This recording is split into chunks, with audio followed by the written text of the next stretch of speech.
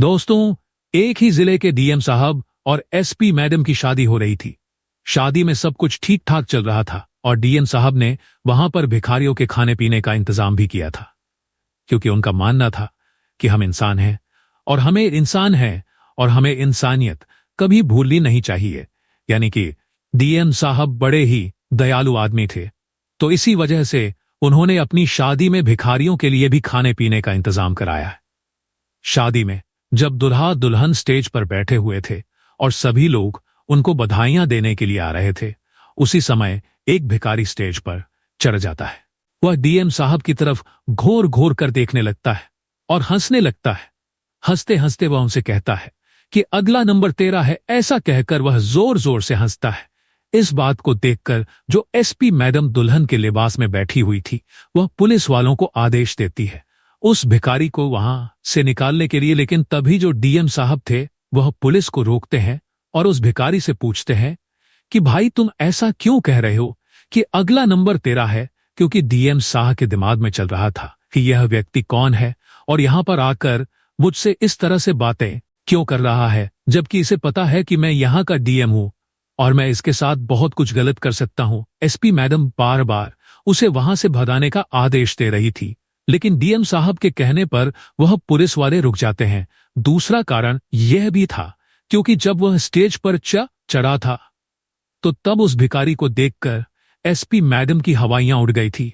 तो वह जानना चाहते थे कि यह व्यक्ति ऐसा क्यों कह रहा है, इसके पीछे कोई गहरा राज तो नहीं है।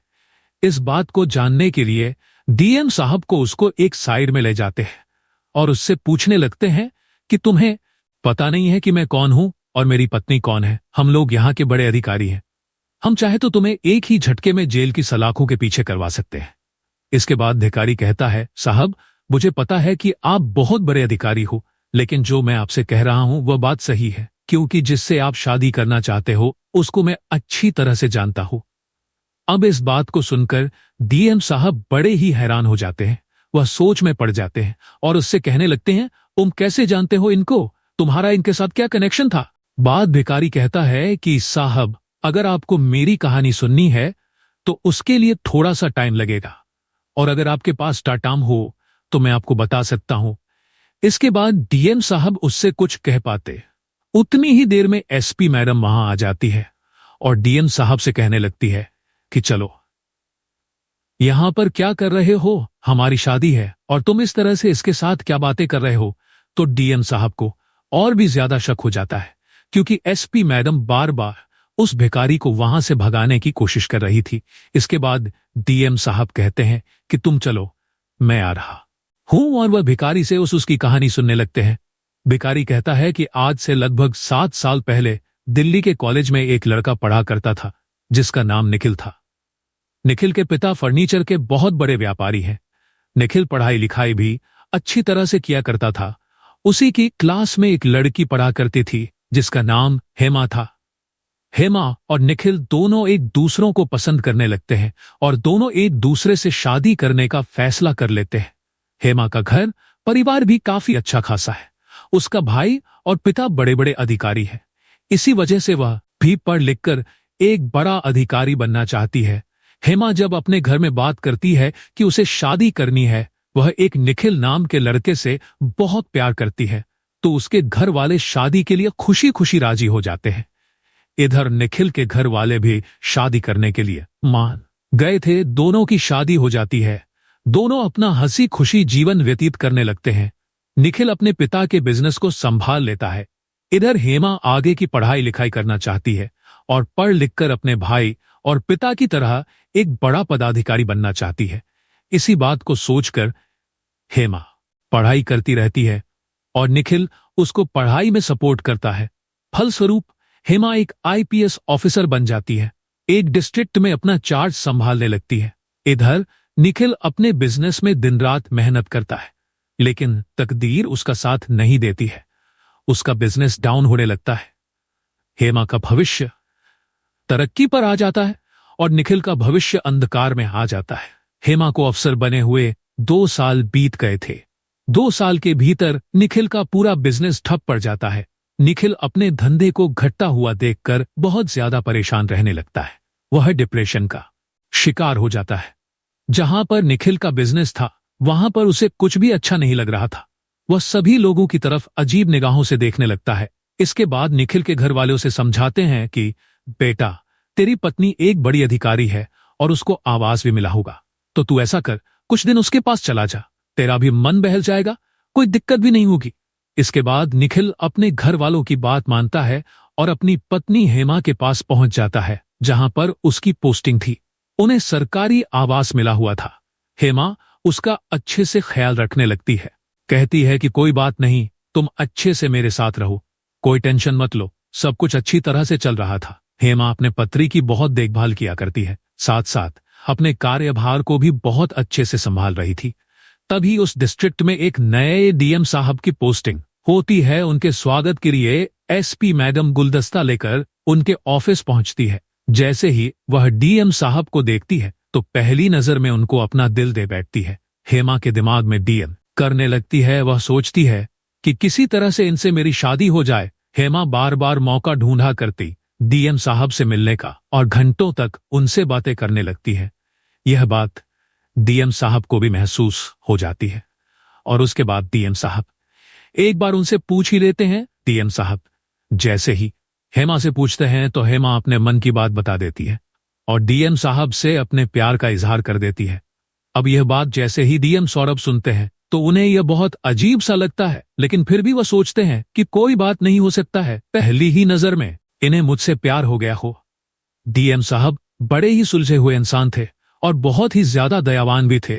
डीएम साहब कहते हैं कि ठीक है, अगर ऐसी बात है तो कोई बात नहीं, हम दोनों शादी कर लेंगे। अब हेमा शादी की बात सुनती है तो उसके होश उड़ जाते हैं, लेकिन वह यहां पर जैसे तैसे करके बात को संभाल लेती है, क्योंकि हेमा की तो पहले ही शादी हो चुकी थी और उसका पति डिप्रेशन की हालत में घर में रह रहा था और उसे उसकी देखभाल करनी पड़ती है। लेकिन हेमा का प्यार डीएम साहब के लिए कुछ ज्यादा ही था, तो इसी वजह से वह निखिल के कॉलेज वाले प्यार को भूल गई थी और निखिल को रास्ते से हटाना चाहती थी। इसी वजह से हेमा एक डॉक्टर के पास जाती है और डॉक्टर से कुछ ऐसी मेडिसिन ले लेती है जिन मेडिसिन को खाने के बाद निखिल की दिमागी कंडीशन थोड़ी सी खराब हो जाए। हेमा डॉक्टर डर साहब से मेडिसिन ले आई थी और अपने पति को डिप्रेशन की दवाइयां बोलकर देने लगती है। वह झूठ मट का ड्रामा करती है उसका ख्याल रखने का और उसे उन दवाइयों को खिलाती रहती है। धीरे धीरे कुछ समय बीतता है और निखिल की दिमागी हालत बहुत ज्यादा खराब होने लगती है। इसके बाद हेमा निखिल को पागल खाने में भर्ती करा देती है और निखिल पागल खाने में पागलों के बीच में रहने लगता है। वहां रहने के बाद जो दवाइयां उसे हेमा दिया करती थी वह उसे नहीं मिलती है और धीरे धीरे निखिल पर उन दवाइयों का असर खत्म हो जाता है। वह पूरी तरह से स्वस्थ हो जाता है, लेकिन जैसे ही उसे होश आता है कि वह पागल खाने के अंदर है तो वह इधर उधर देखने लगता है और डॉक्टरों से गुहार लगाने लगता है। कहता है, डॉक्टर साहब मैं पागल नहीं हूं, मैं बिल्कुल स्वस्थ हूं, मुझे कोई बीमारी नहीं है। लेकिन डॉक्टर उसकी एक नहीं सुनते हैं और उसे पागल खाने में ही भर्ती करके रखा जाता है। अब इसी दौरान डीएम साहब के घर वाले उनसे शादी के लिए बोलने लगते हैं। कहते हैं कि बेटा सौरभ, अब तू शादी के योग्य हो गया है और अब तुझे शादी कर लेनी चाहिए। इसके बाद डीएम साहब भी अपने घर वालों को बता देते हैं कि माँ, बाबूजी, मैं जहां पर ड्यूटी कर रहा हूं वहीं की एक एसपी है, वह मुझे बहुत अच्छी लगती है, मैं उन्हीं से शादी करना चाहता हूं। सौरभ के घर वालों को इस बात से कोई परेशानी नहीं थी, क्योंकि लड़की एसपी थी, देखने में काफी ज्यादा खूबसूरत थी। जब सौरभ ने उनको उसका का फोटो दिखाया था तो उसे देखकर उन्होंने भी झट से हामी भर ली थी और कहा था कि ठीक है बेटा, अगर इस लड़की से शादी करना चाहता है तो इसी से शादी कर ले, क्योंकि अब लोग बातें बनाने लगे हैं, कह रहे हैं कि तुम्हारा बेटा शादी कब करेगा, काफी ज्यादा उम्र हो चुकी है। सौरभ हेमा से शादी की बातें कर लेता है, बातें तय हो जाती है। सौरभ के घर वाले एक निश्चित मुहूर्त निकालकर दोनों की शादी फिक्स करा देते हैं। जब सौरभ हेमा से उसके घर वालों से मिलने के लिए कहता है तो वह तरह तरह के बहाने लगा दिया करती और उनसे मिलाने से मना कर देती है। शादी तय हो गई थी, शादी होने में लगभग 6 महीने का समय था। अब सौरभ और हेमा एक दूसरे के साथ कुछ ज्यादा ही टाइम बिताने लगते हैं। जब भी उन्हें समय मिला करता दोनों एक दूसरे के साथ बैठा करते और बातें किया करते थे। इधर निखिल पागल खाने में डॉक्टरों से बार बार कहा करता है कि मुझे छोड़ दो, मैं पागल नहीं हूं, लेकिन कोई भी डॉक्टर उसकी बात नहीं सुनता है। तभी एक दिन अचानक से एक बड़े डॉक्टर साहब वहां पर विजिट करने के लिए आते हैं और निखिल उन्हें देखकर समझ जाता है कि यह कोई बड़े डॉक्टर है, अगर यह चाहे तो मुझे यहां से बाहर निकाल सकते हैं। तो निखिल उनके सामने जाता है, उनसे गुजारिश करने लगता है, कहता है डॉक्टर साहब, मुझे पता है कि आप बड़े डॉक्टर हो, आप चाहो तो मुझे यहां से बाहर निकाल सकते हो, मैं बिल्कुल भी पागल नहीं हूं। वह तो मेरी पत्नी ने मुझे कुछ दवाइयां खिलाई थी जिनकी वजह से मैं पागल हो गया था। इसके बाद डॉक्टर साहब उसका टेस्ट करते हैं तो उन्हें पता चल जाता है कि इसकी दिमागी हालत काफी ज्यादा अच्छी है और इसे अब यहां पर रहने की कोई जरूरत नहीं है। उसके बाद डॉक्टर साहब उसे वहां से भेजने के लिए तैयार हो जाते हैं। निखिल को वहां से निकलता है और सीधा अपनी पत्नी के आवाज पर पहुंच जाता है। लेकिन जैसे ही वह घर पर पहुंचता है तो देखता है कि गार्डन के अंदर उसकी पत्नी एक व्यक्ति के साथ बैठी हुई है और हंस हंसकर उससे बातें कर रही है। यह सब देखकर निखिल वहीं पर छुप जाता है और छुप छुप कर हेमा का पीछा करने लगता है, उसके बारे में जानकारियां निकालने लगता है। कुछ संतरी जो वहां पर हेमा की रखवाली के लिए रहा करते थे, उनसे पूछ लिया करता है कि यह मैडम कौन है और इनके साथ यह व्यक्ति कौन है। तो वह उसे बता देते हैं कि इन दोनों की शादी होने वाली है, लगभग 6 महीने बाद इन दोनों की शादी हो जाएगी।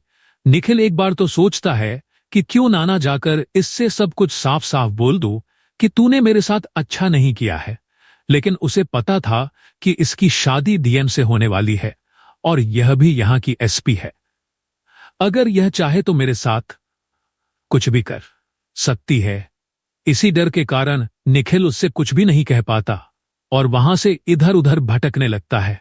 अब जब अपने माता पिता के पास जाने की सोचता है तो उसे एक बार फिर से ख्याल आता है कि अगर हेमा को यह पता चल गया कि मैं ठीक हो गया हूं तो फिर मेरे साथ कुछ गलत कर देगी, मुझे दोबारा से पागल खाने में भेज देगी।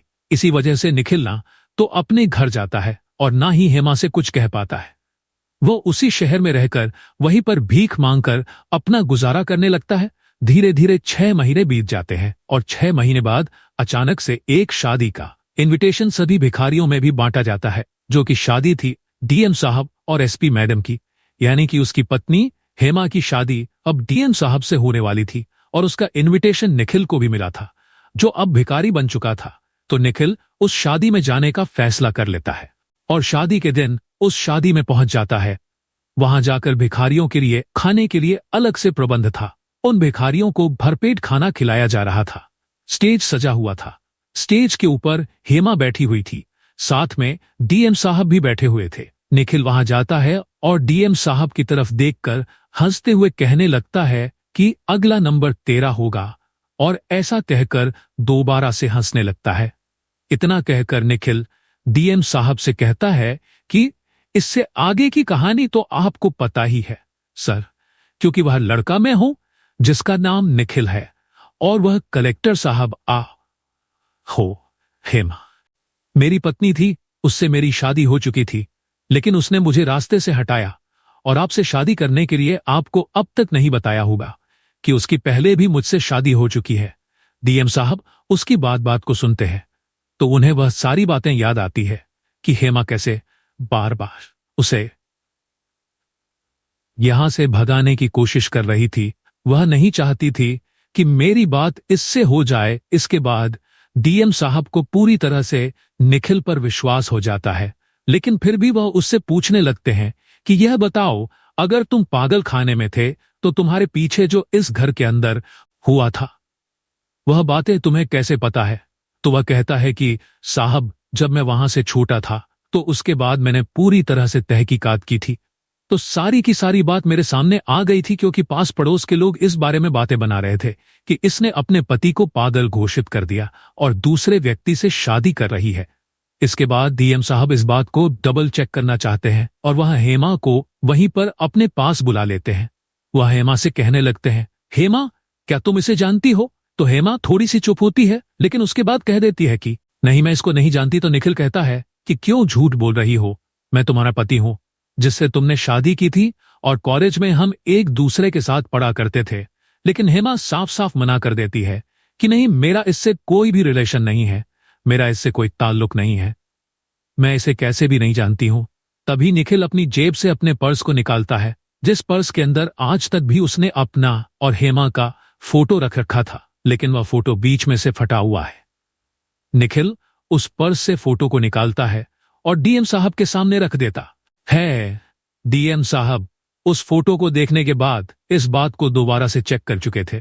उसके बाद वह हेमा को वहीं से अरेस्ट करवा देते हैं, अपने पति को धोखा देने के लिए, उसे पागल घोषित करने के लिए और उनके साथ झूठ बोलकर शादी करने के लिए। एसपी साहिबा को पकड़वा दिया गया था और उनके खिलाफ विभिन्न धाराओं में मुकदमा चल जाता है। कुछ दिनों तक मुकदमा चलता है, उसके बाद को जेल हो जाती है। अब डीएम साहब निखिल की मदद करते हैं और उसे एक अच्छा सा बिजनेस सेटअप करके दे देते हैं। निखिल वहां पर मेहनत करता है, अपने खोए हुए रुतबे को दोबारा से प्राप्त कर लेता है और अपने माता पिता से मिलने के लिए भी वहां पर पहुंच जाता है। जब वह अपने घर जाता है तो उसके माता पिता कहते हैं कि बेटा, तू कहां चला गया था? हमने तो कई बार तेरी पत्नी के पास भी फोन किया था, लेकिन उसने बोल दिया कि मुझे नहीं पता कि वह कहां चला गया। डिप्रेशन के मां वह यहां से कहीं निकल गया है और वह इधर उधर घूमा करता है। जब उसके घर वालों से बात की थी तो उन लोगों ने भी यही बात बताई थी। हम लोग तो बड़े परेशान हो गए थे, लेकिन जब निखिल अपनी पूरी कहानी अपने माता पिता को बताता है तो वह लोग भी अपने बेटे की इस बात को सुनकर मायूस होते हैं, सोचने लगते हैं कि हमारे बेटे ने कितने कष्ट सहे हैं। निखिल के माता पिता डीएम साहब के पास जाते हैं, हाथ जोड़कर उनका बहुत बहुत धन्यवाद करते हैं, कहते हैं कि साहब, आपकी वजह से आज हमारा बेटा दोबारा से समाज सर उठाकर जिंदगी जी रहा है, वरना ऐसे ही भिखारियों की तरह इधर उधर घूमता रहता। डीएम साहब कहते हैं कि कोई बात नहीं, जो भी होता है वह अच्छे के लिए ही होता है। अगर यह नहीं होता तो शायद मेरी जिंदगी पूरी तरह से बर्बाद हो जाती, क्योंकि ऐसी महिला का क्या भरोसा, जो आज इसके साथ है कल उसके साथ है, हो सकता है वह मुझे भी छोड़कर किसी और के साथ चली जाती। तो दोस्तों, ये थी एक छोटी सी कहानी जिसमें डीएम साहब की शादी में एक भिखारी आया और डीएम साहब ने अपनी दुल्हन को ही सलाखों के पीछे कर दिया। आप क्या कहना चाहते हो? डीएम साहब सौरभ के बारे में आप क्या कहना चाहते हो? एसपी मैडम हेमा के बारे में आप क्या कहना चाहते हो? उस भिखारी निखिल के बारे में आपकी जो भी राय है कमेंट करके अवश्य बताइए। अगर कहानी आपको जरा भी पसंद आई हो तो हमारी कहानी को एक लाइक कर दीजिए और चैनल को भी सब्सक्राइब कर लीजिए।